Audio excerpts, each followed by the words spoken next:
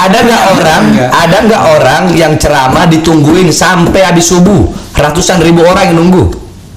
Ya, Bahar bin Smith tadi. Nah, makanya permasalahannya di situ. Padahal jikalau ada yang bilang, oh karena mau pemilu mau apa, saya udah bilang, saya 2024 nggak ada urusan. Mau siapapun jadi capres saya nggak ada urusan. Yang penting amanah. Hah? Yang penting amanah pemimpinnya. Yang penting ya, saya nggak mau ikut campur, bahkan saya mau golput. Oke. Saya golput.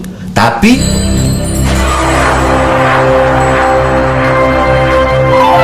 Habib, kalau saya mau jujur ya, Habib itu kuat sekali ininya. Apa ya? Kalau kita berhadapan sama orang tuh kuat sekali ininya. Apa ya? Apa namanya itu? Apa ya? Karismanya. Gitu. Jadi orang tuh segan sama Habib. Gitu. Jadi ketika orang segan, orang nggak mau berhadapan. Gimana perasaan Habib? Saya biasa-biasa aja. Saya biasa-biasa aja. Ya. Saya tidak menganggap diri saya hebat. Saya tidak menganggap diri saya lebih pintar dari orang lain. Bahkan saya sampai sekarang masih belajar. Bahkan saya menganggap diri saya ahli maksiat, banyak dosa. Andaikan dosa bisa dilihat, andaikan setiap perbuatan dosa ada satu titik hitam di wajah, Bang Refli tidak akan menemukan titik putih di wajah Bahar bin Smith. Karena terlalu banyak dosa yang saya lakukan. Saya tidak merasa suci. Saya banyak dosa, ahli maksiat.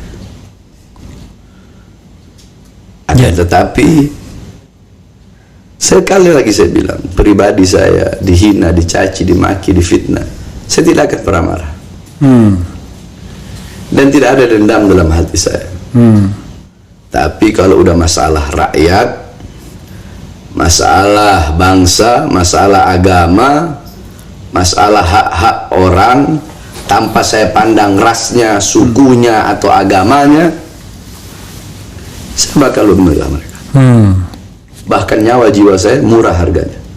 Sekarang contoh, Bang Refli mungkin waktu saya ke Nusa Kambangan itu, Bang Refli udah pernah bahas belum sih? Sudah. Bukan bahas, Bib. Saya kan kita ngobrol berdua itu 3 jam 4 jam. Bukan. Ya. Penyebab Dibawa ke Nusa Kambangan. penyebab saya ditahan lagi. Yang mana? Yang Kan saya bebas dari Pondok Rajek. Ya. Terus ditahan lagi kan? Ya. Ya kan, ditahan lagi kan karena alasannya 2. Pelanggaran COVID. 1 pelanggaran COVID, Ya. 2 ceramah provokatif. I see. Iya kan? Ya. Nah, sekarang saya ingin bertanya ke Bang Refli. Sebagai Bang Refli bukan sebagai tokoh. Ya. Bukan sebagai Refli Harun. Tapi Bang Refli sebagai rakyat dan masyarakat. Iya. Siang saya keluar, malam saya ceramah. Ya. Apa isi ceramah yang katanya memprovokasi, yang katanya meresahkan masyarakat? Iya. Apa isi ceramahnya? Di situ saya bilang, wahai pejabat, wahai aparat, wahai pemerintah, rakyat kalian kurung dalam rumah, tapi tidak kalian penuhi kebutuhan-kebutuhan pokoknya. 1. Apa gitu provokasi? Enggak, itu undang-undang itu. Enggak, saya pengen Bang Refli menjawab bukan sebagai tokoh, bukan sebagai ahli tata negara, sebagai rakyat, sebagai masyarakat aja. Ya kalau masyarakat kan senang saya. Nggak mungkin nggak senang, orang dibela saya. Oke. Ya. 2. Wahai pejabat, wahai aparat, wahai pemerintah, perusahaan-perusahaan, mal-mal, hotel-hotel milik asing tetap buka di masa corona. Tapi kenapa warung-warung kecil milik pribumi kalian tutup? Apa gitu provokasi? Rakyat senang. Apakah itu meresahkan masyarakat? Meresahkan pejabat. Jadi problem kita nih, Bib. Yang ketiga, Ya. yang terakhir, saya bilang, berapa banyak pengangguran di Indonesia, anak-anak muda, pemuda-pemudi yang tidak punya kerjaan, tetapi di masa corona tenaga kerja dari Cina terus kalian kirim ke daerah Morowali. Salah saya ngomong begitu? Bagi rakyat nggak salah. Provokasi? Bagi pejabat iya. Bagi pejabat. Meresahkan? Bagi pejabat iya. Itu perkataan saya meresahkan memang. Bagi pejabat. Meresahkan bagi orang-orang yang mengatakan itu meresahkan masyarakat. Ya. Jadi problem kita ini memang. Jadi Iya. saya heran Bang Refli. Ini buzzer-buzzer ini yang suka di YouTube, di apalah di TikTok, via atau apa, saya nggak ngerti itu mereka. Mereka ini belum ada. Mereka belum ada.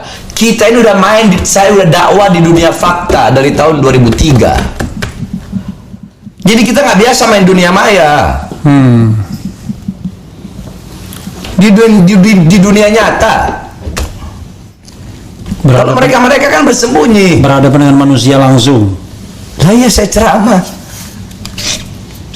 Bang Rafli, apakah Bang Rafli pernah nemu orang ceramah satu malam 13 tempat di dunia ini? Ada nggak orang yang satu malam ceramahnya 13 tempat? Ada. Bahar bin Smith. Ada nggak orang yang ceramah ditungguin sampai habis subuh? Ratusan ribu orang yang nunggu. Ya, Bahar bin Smith tadi. Nah, makanya permasalahannya di situ. Padahal jikalau ada yang bilang, oh karena mau pemilu mau apa, saya udah bilang, saya 2024 nggak ada urusan. Mau siapapun jadi capres saya nggak ada urusan. Yang penting amanah. Hah? Yang penting amanah pemimpinnya. Yang penting ya, saya nggak mau ikut campur, bahkan saya mau golput. Oke. Saya golput. Tapi saya menyarankan memberi nasihat, kewajiban dong. Iya ya. Bagi orang yang berakal, bukan bisa membedakan mana yang baik, mana yang buruk.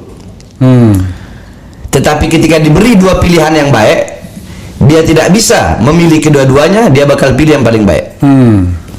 Dan ketika diberi dua pilihan yang buruk, dua pilihan yang rusak, dia tidak bisa meninggalkan kedua-duanya, dia akan pilih yang paling ringan kerusakan dan keburukannya. Itu aja nasihat saya buat 2024. Saya golput, nggak akan pilih siapapun. Luar biasa. Tapi yang penting, kalau sama-sama baik, cari yang paling baik. Kalau sama-sama buruk, cari yang buruknya Itu sedikit. kan orang berakal begitu. Ya. Ketika diberi dua pilihan yang baik, Cari yang paling baik. pilih yang paling baik. Ya. Kalau ada dua-dua yang buruk, yang ringan keburukan yang pilih. Ya. Jangan terbalik ya.